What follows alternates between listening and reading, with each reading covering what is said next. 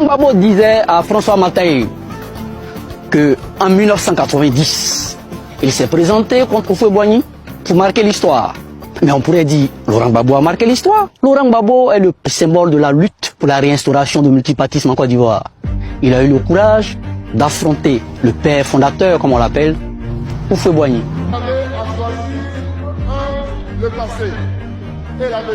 Bien qu'ayant salué le coup d'État en 1999, il est l'un des rares présidents africains à avoir été installé par la force du peuple.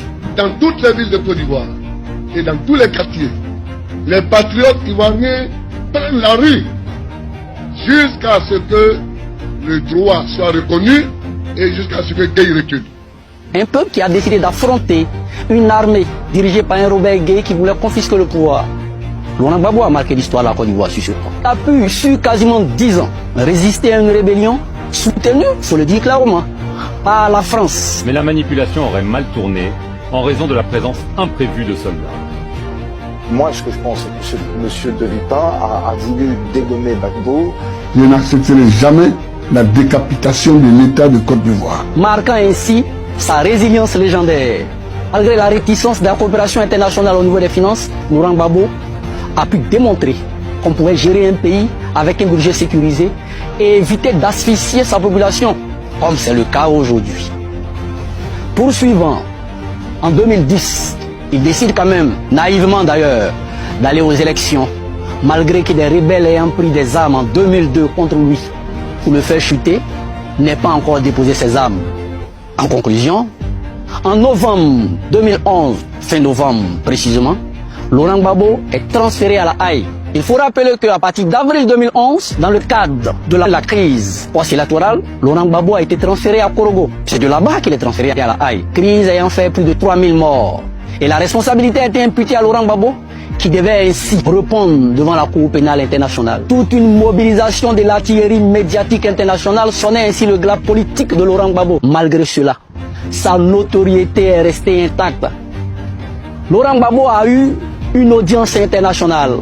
Les manifestations et les organisations ne cessaient d'avoir lieu à la Haye et dans tout le monde entier durant toute sa détention. De mémoire, il est scientifiquement difficile de répertorier un tel record battu par Laurent Gbagbo, voire un détenu qui, malgré toute la cabale médiatique, tant au niveau national qu'international, maintenir son audience, seul Laurent Gbagbo a pu le faire. Ça, il a marqué l'histoire. Laurent Gbagbo, encore après environ 8 ans de détention et 3 ans de procès, sort acquitté simplement et purement. Et il est libre. Le 9 mars 2024, Laurent Gbagbo est désigné comme candidat du PPACI à l'élection présidentielle 2025. Le 10 mai, il est solennellement investi par son parti comme le candidat. L'honneur de vous investir candidat du PPACI à l'élection présidentielle.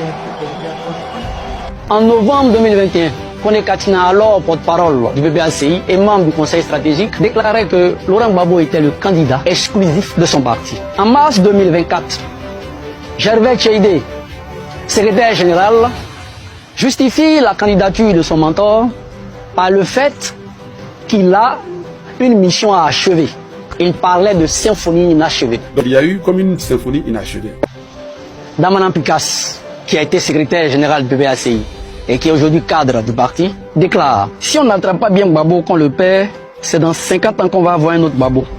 Parce que les gens comme Laurent Gbagbo, on ne les trouve pas comme ça dans un pays. Lago Stéphane, alias Steve Biko, communicant du PPACI, justifie la candidature de Laurent Gbagbo par celui qui aujourd'hui a l'expérience nécessaire pour rassembler la Côte d'Ivoire, pour rassembler les Ivoiriens, pour ouvrir des perspectives nouvelles sur l'Afrique et sur le monde.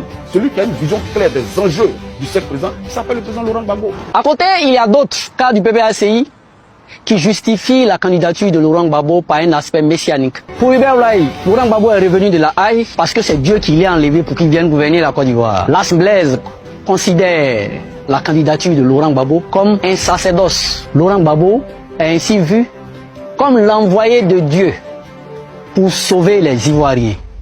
Certains partisans le voient comme investi de cette mission. C'est bien beau. Mais...